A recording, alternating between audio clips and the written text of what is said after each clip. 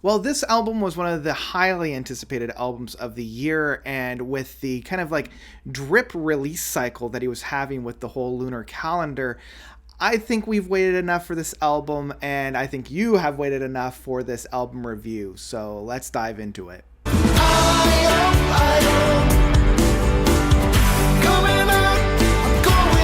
I.O. from Peter Gabriel. So, Peter Gabriel, I don't think needs too much of an introduction at this point. One of the founding members and singer-songwriters for Genesis back in the 70s, broke away from the band after The Lamb Lies Down on Broadway and did his own solo career. Had 4 self-titled albums, followed it up with So, with Us, with Up. He did a couple compilation albums. He has like a 3 or 4 hour compilation like streaming album called Flotsam and Jepsen. He has 3 soundtracks. He has Rapid Proof Fence called The Long Walk Home, The Passion, which is The Last Temptation of Christ, and he has Birdie, which was his first one. I keep forgetting about Birdie. Anyway, Peter Gabriel is one of my favorite artists, if not my favorite musical artist. It's like he and Kate Bush are kind of competing for the top spot.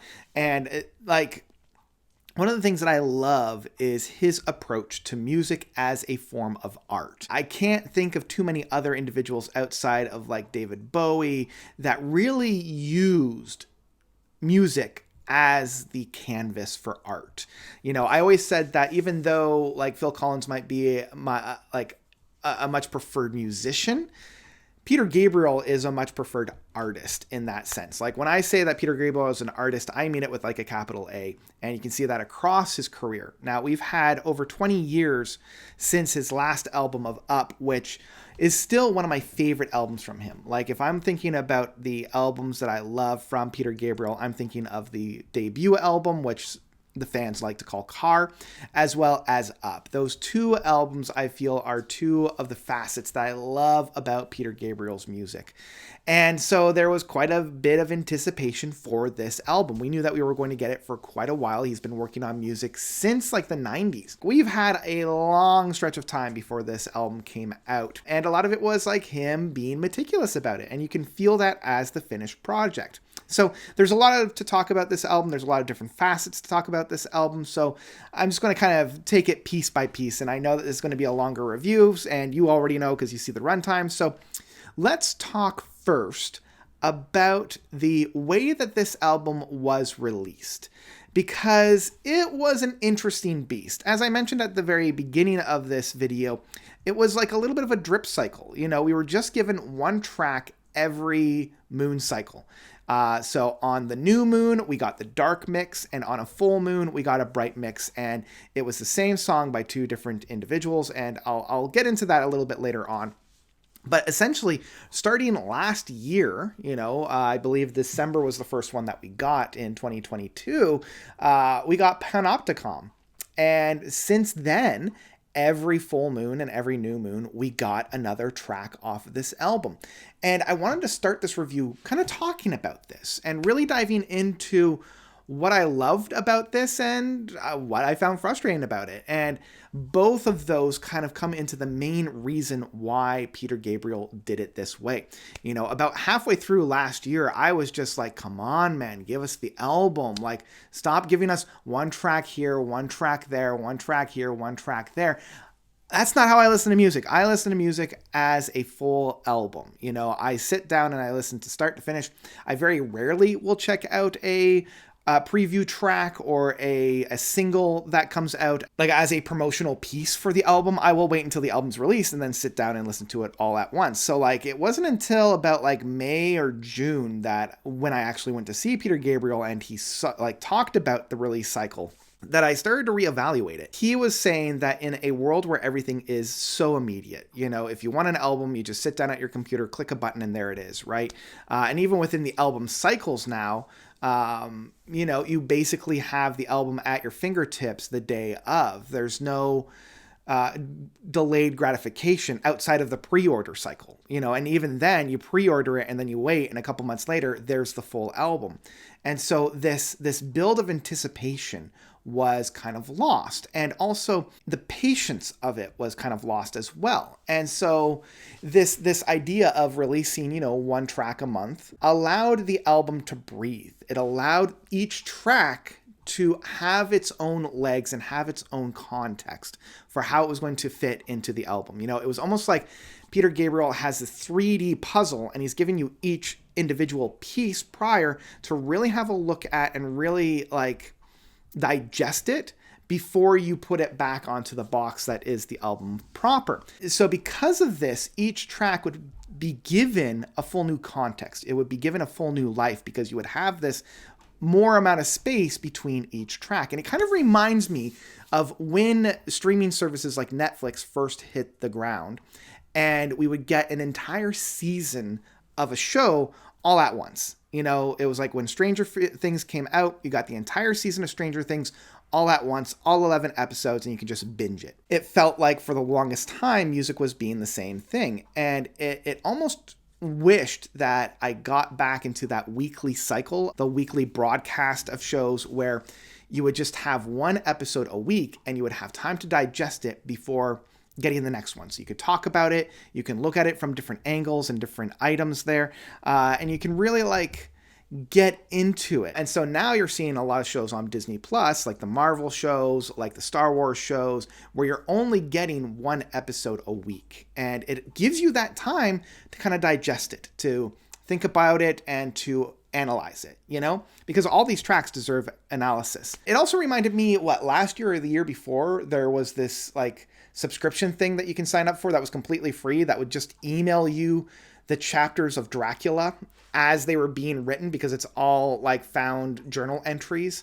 And so, yeah, there's this anticipation for the next one, as well as digesting that first one. So once he kind of laid it out for me, when I was at the live show, I was like, okay, I get it. And now I've gone by, since then, I've digested each track as they've come out and really given it that context that it deserves. So I've kind of alluded to, and I've chatted about the two mixes of this album. We have a dark side mix that is being provided by Chad Blake, as well as a bright side mix being provided by Mark Spike Stent. Each one brings their own style to it, but I feel as if, and many people have also noticed this, it's very small variations. It's essentially the mixing. It's not necessarily the mastering or the production side of things. I almost akin to it as the same book being written in two different editions, right? So the typeface might be a little bit different. The chapters might be laid out a little bit different. There might be, a little bit of a difference in terms of the color of the ink, but at the end of the day, it's still the same words, it's still the same chapter, and it's still the same story. Now, that being said, the subtleties that are found within the differences are almost a world apart. And it isn't until you sit down and analyze this that you start to see where those differences lie. So at a passing glance, when you just kind of sit down and just kind of passively take it in, there really isn't too much variations between these two mixes. It's, again, within those subtleties. So Chad, I believe that's how you pronounce it, Chad comes from a more pop-based approach, a much more bigger production side of things. I mean, he's worked with bands like Madonna, U2, Marshmello, Beyonce, Bjork, and Depeche Mode. So his mix on the dark side mix is a lot more of a pop to be consumed by the masses, very immediate mix. His mix is very front-loaded. It's very apropos that it is the darker side because, there's a little bit more bass within that, at least forward up, much more loud in the mixing styles on there. Some of the more subtle moments on there you actually have to look for rather than it being more immediate in that sense. And then we have Spike working on the bright side mix, and Spike has worked with a little bit more of the independent artists, much more on the indie, more singer-songwriter, or more of music as art rather than music as a means of production. Now, I don't want to say that to discredit everything that Chad did, but just kind of like as context for his, so that when Spike is producing and mixing it, he's worked with bands like the Black Keys, like Sheryl Crow, like Annie DeFranco. So a little bit more on like the singer-songwriter and a little bit more as like music first rather than music as production, if that's making any kind of sense. And he's also worked with Peter Gabriel in the past. He helped curate and mix the Flotsam and Jepsen massive playlist and compilation that's on some streaming sites. Because of that, there's a little bit more forefront subtlety, if that makes any sense. I know it's a little bit of an oxymoron, but like found within the Bright Side mix, there's a little bit more of like front extra sounds, like there's a lot more interplay and a lot more immediacy within the intimacy that's found on this. It's not quite as immediate, but there's a lot more when you sit down and listen to it. Like all those subtleties are much more brought forward as opposed to the Dark Side mix, where those subtleties are kind of lost within the bigger sounds and, a little bit of the bigger picture that is found on there. I could see this album really inspiring a lot of people to go into album mixing and album mastering, because it is so heavily influenced in that sense, almost like how the Lord of the Rings spawned a lot of people to want to go into movie making. I feel like this will go into music making, not so much maybe people wanting to become musicians or, the big stars, but much more people wanting to actually be within the process of making music. So that's just kind of a little bit of a side. And, let's actually talk about the album proper. I've given a lot of context here, and we've spent a lot of time talking about the different mixes, the album cycle, the release schedule.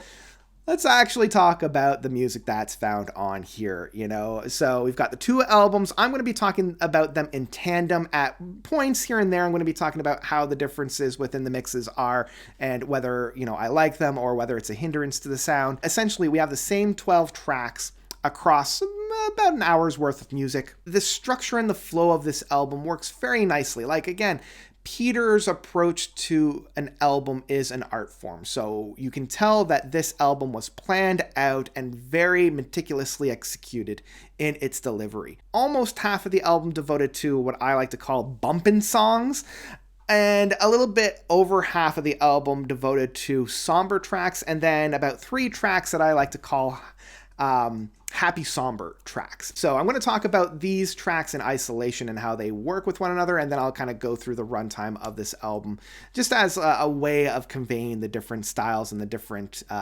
music that's found on here. So obviously the bumpin' songs, we have the first track of Panopticon, we have I.O., we have The Road to Joy, and we have The Olive Tree. These 4 tracks are, in my mind, the more crowning jewels. Like, it's the centerpieces, right? These are the big stake pieces of the album. This is what I think casual listeners will come into this album for, because they're immediate, they're fun, they're bumping. You got a lot of horn section on most of these tracks. They're very joyful in the approach. Then we have more of the somber tracks, which are a little bit more introspective, a little bit more reflective in that case. That's where you have Playing for Time, 4 Kinds of Horses, So Much Love, So Much, and Love Can Heal, as well as And Still. As I mentioned, these tracks kind of feel a little bit more of what we were getting with a lot of these more aging rockers from the 70s or 60s and 70s and coming into the 80s, where it's these individuals at the twilight years starting to take stock of how their lives ran, and being such a public figure. And so, I remember seeing this and hearing this from David Gilmour's Rattle That Lock, or even Pink Floyd's The Endless River, even though that was more of a reworking of a lot of the stuff that was going on in the 90s. But also like David Bowie's Black Star. These are much more of a reflective of life and an acceptance of the end. And it kind of reminds me a little bit of how, like, the Lord of the Rings, Return of the King had so many endings. There was 1 million endings of that. But all those endings were really just setups for the next chapter of these individuals' lives. And I feel like that's kind of how Peter Gabriel's approaching this. Even though this is coming to the ending of his own book, it's the setups for the books that are yet to be written. It's the legacy that he's carrying out. That's kind of like the vibe that I'm getting from those tracks. And then we have what I like to call the groovin', the happy somber tracks, where they kind of take feelings and vibes of the two and kind of mash them together. And that's where we have the remaining tracks of The Court, This Is Home, and Live and Let Live, which is the final track. And I like that the final track really is a blending of the two. So like all of this kind of wrapped up and taking like a bird's eye view of this album, you know, kind of like looking at it huge, and then we'll go in specifics. This album really is one of interconnectiveness and how we are all connected, and how both on like an individual level, and then as like a family unit or a community, and then globally, and how that can both affect us positively and negatively, and how that is all kind of wrapped up into both a yearning for the power, but also the relinquishments of power in that sense, and how that relationship really works out. Let's talk about the personnel that we find on this album. The usual cast of characters are here. You know, you got Tony Levin on the bass, who's just doing a fantastic and beautiful job, as he always is. We have David Rhodes, that is playing the guitar on most of the tracks on this album, and once again, David's subtlety cannot be over exemplified. You know, like, it is so beautiful that here's this guy that's been following Peter for most of his career, and you know, he doesn't need to do those soaring guitar solos. You know, he can just be what he is, you know. Then we also have Manu Katché on drums for most of this. He's not on all of them, just because not all the tracks on here have drum works, but you know, he's on most of them on there, and he's been touring with Peter for quite a while as well. And you also have Brian Eno on synth and helping out within the production side of things and promoting this album, and not necessarily promoting it. What am I thinking of? Producing this album. That's the one I want. And Brian's synths are ones to be loved and, you know, felt, and his playing with Peter, because Peter's doing a lot of work on the keyboards and on the synths as well.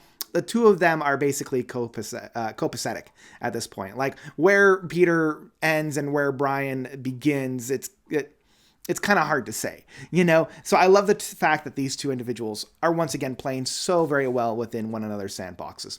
So let's talk about these tracks on a more individual level, because as I mentioned, this was released, you know, one track at a time. So I love how these tracks interwork with one another, as I mentioned, the three different flavors that we have on here, but also how they work individually. Panopticon starts this album off. It's a little bit of a riff on Panopticon, which is, you know, within a jail setting or within a penitentiary, you have, you know, the one big tower that can see all, but the prisoners don't know when they're being observed, but they know at any time they can be.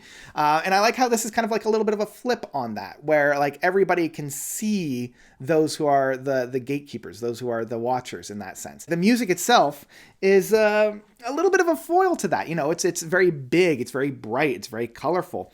It is kind of the perfect way to open up this album. It invites everybody in. It just kind of grabs you and been like, okay, we're coming through some good music now. You know, don't worry about it. We're going to take it from here. And I really, really enjoy that. And I also love how this track really is a bit of a foil to the next track of The Court, you know, and The Court being kind of how, when we're online and we're connecting to like the bigger world through the World Wide Web, through social media and whatnot, how the process of calling somebody out is the punishment. You know, in the past, and I don't want to be like back in my day, you know, because I feel like that's besides the point, but like it was basically after the ruling take place that the punishment would occur. This is the calling out, and the taking somebody to court is the punishment, you know, and it's kind of trying to keep on that narrative, and that's where the whole court aspect is.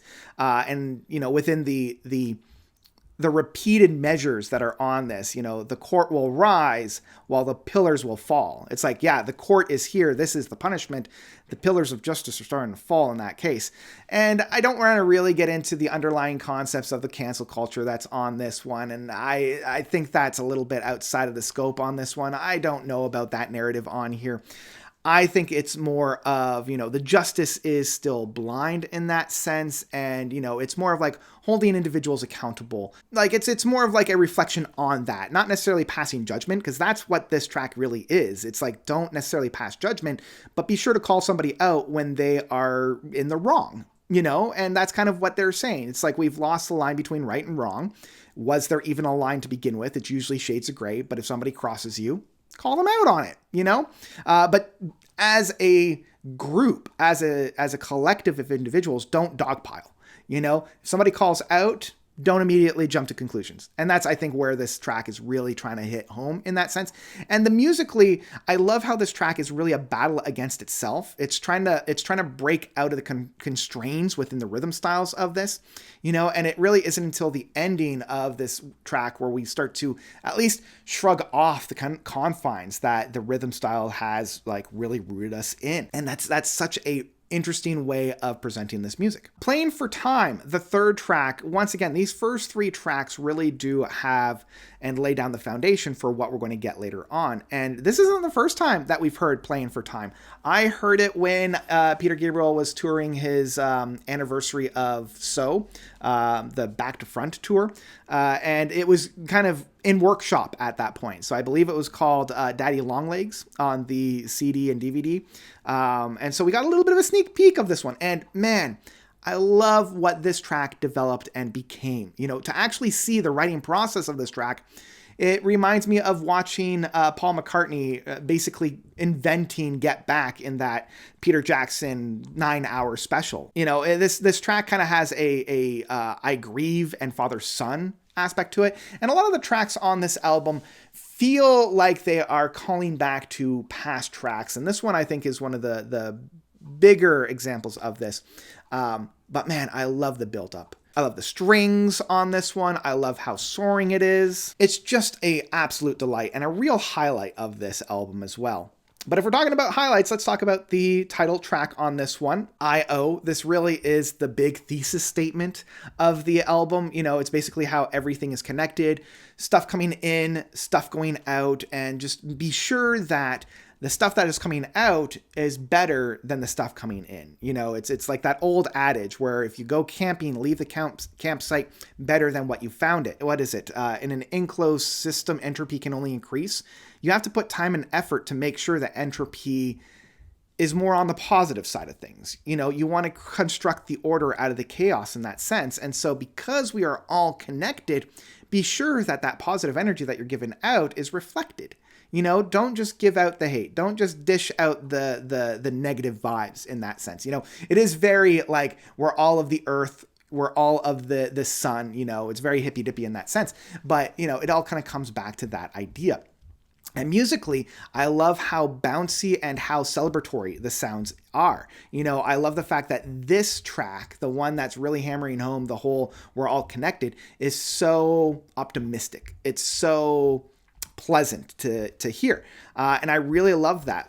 I love that it's kind of a foil between the two first tracks of Panopticon and the Court, where we all have a place here. And so let's make it as pleasant as we possibly can.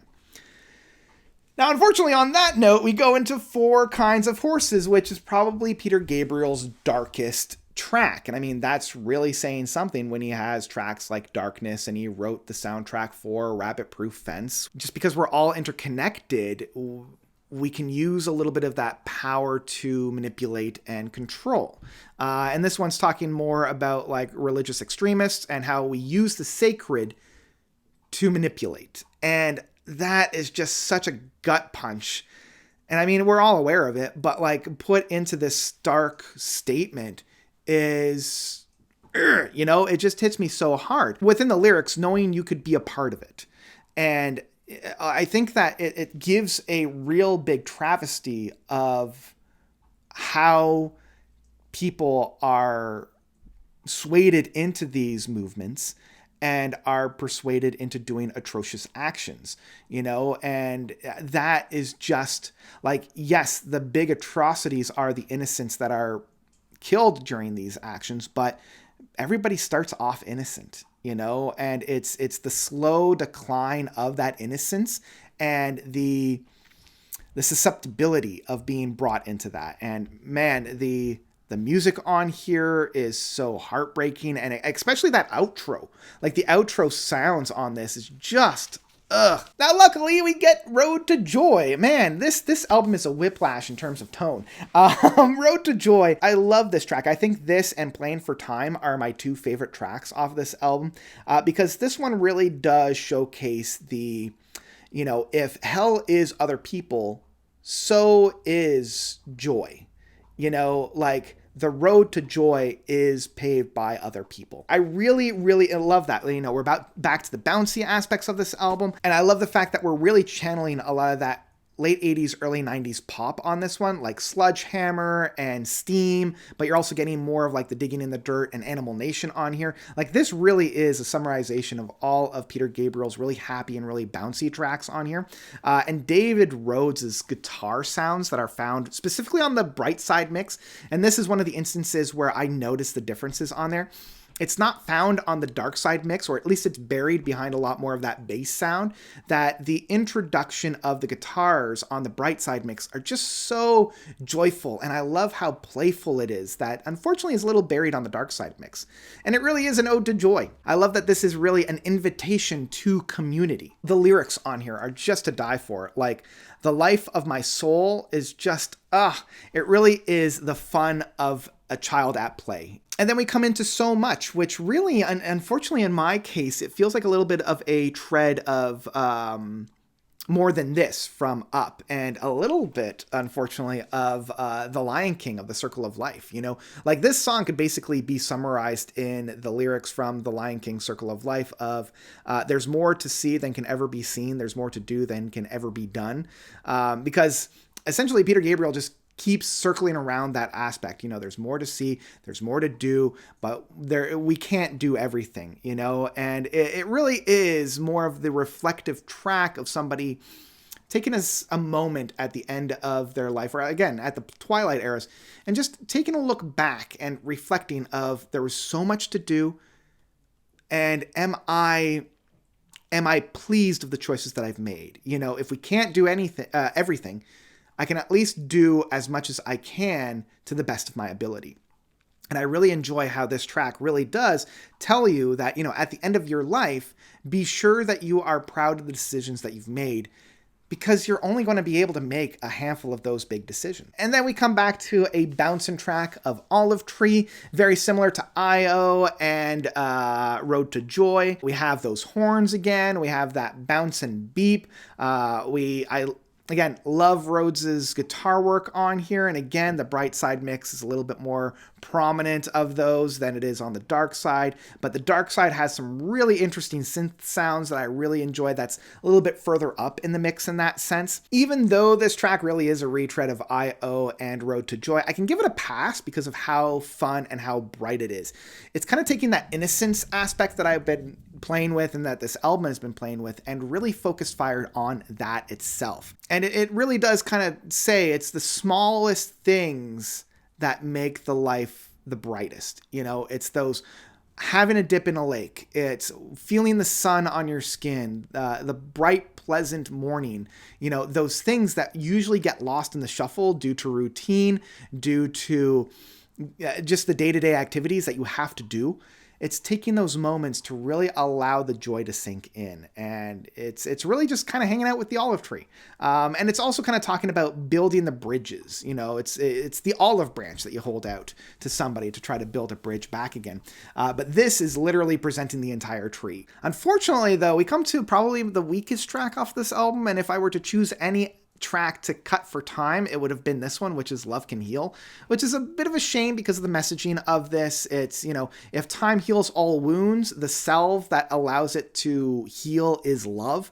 And I really appreciate and I really enjoy that messaging. But in terms of musically, it really is a retread of So Much, Playing for Time, that I just feel like it didn't really add too much, and still Live and Let Live kind of do the same thing in terms of messaging, that I feel like this track is a little bit redundant in that sense.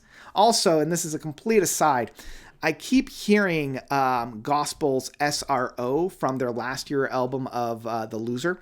For some reason, the arpeggios within the electric piano, that's all I can hear. unfortunately. And it's kind of sad because, as I mentioned, this is a good track. I also think that it sticks around for a little too long. 6 minutes is a little long for a track like this that unfortunately doesn't build to anything. It just kind of is here. We're wrapped up in the vibes and within the music, but overall, I don't feel all that excited about it, if I'm being perfectly honest. I'm definitely getting Don't Give Up vibes on this track and The Blood of Eden, but without that cathartic release. Then we come to This Is Home, and unfortunately, because Love Can Heal was a little bit of a downer, it took me a while to get into This Is Home.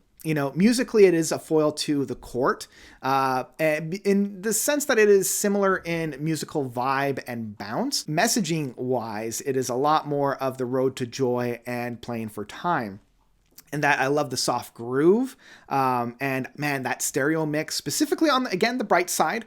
I love how this is much more in the forefront, again, with the guitars, where it's going back and forth within the stereo mix of that.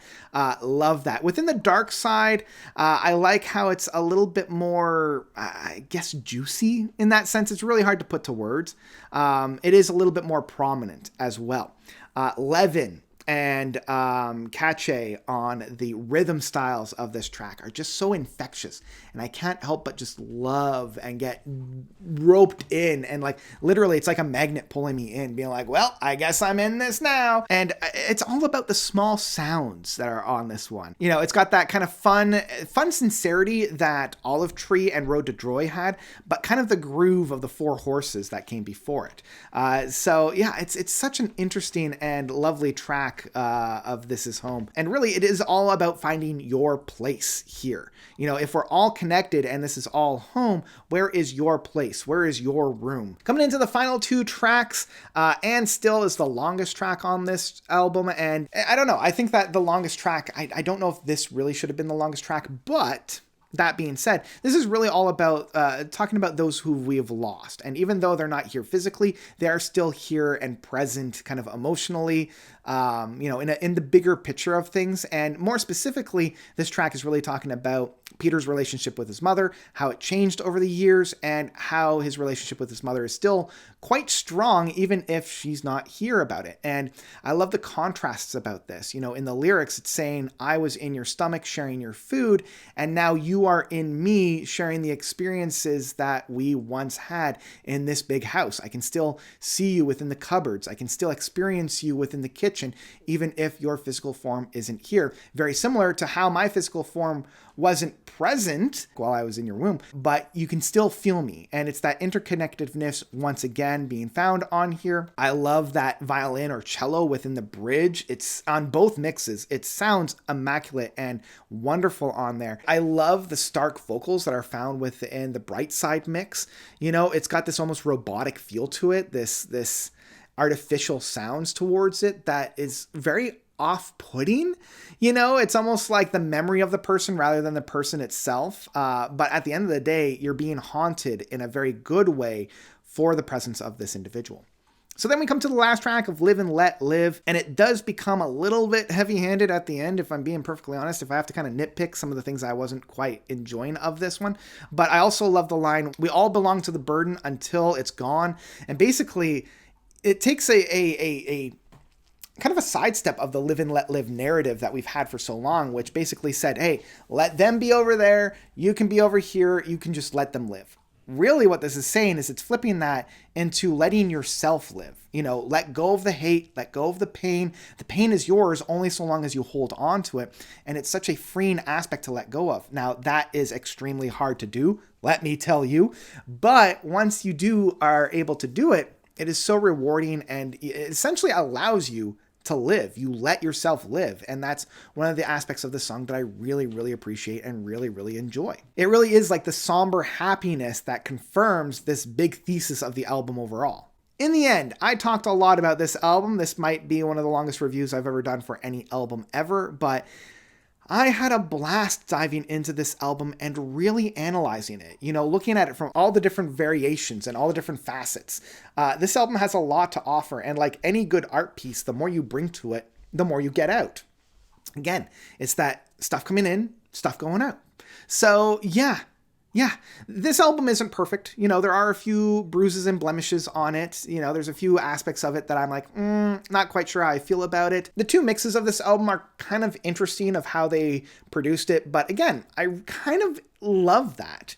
I love that you have the dark side that is a little bit more passively rewarding. It's a little bit more immediate. It's got that kind of very popular flavor and flow to it. And then you have the bright side mix that's a little bit more subtle. You have that, a little bit more singer-songwriter. There's a lot more to divulge within it. It's a little bit more fun to really look at and analyze. Yeah, this album is multifaceted, just like we all are. So, kind of rating this album is going to be a little bit hard. But I think at the end of the day, I will say I.O. by Peter Gabriel is one that I absolutely love with my whole heart. Again, if I'm being perfectly honest, this isn't my favorite Peter Gabriel album. Up and Car are still my favorite, but it is far from his worst. I would put this in the same camp that Us and Melt.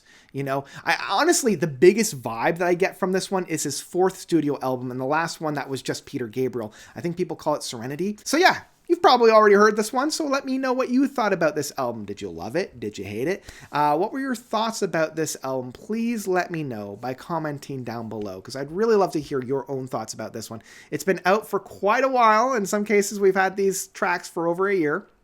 But now that we've had the time to properly digest it, because I didn't want to get an immediate album review out for this, I wanted to take the time to really digest it. And now that I have, I'd love to know your own thoughts about this one. So please let me know by commenting down below. And that's about it, folks. So thank you all so much for watching. As always, you guys are definitely the best. And until next time, notes out.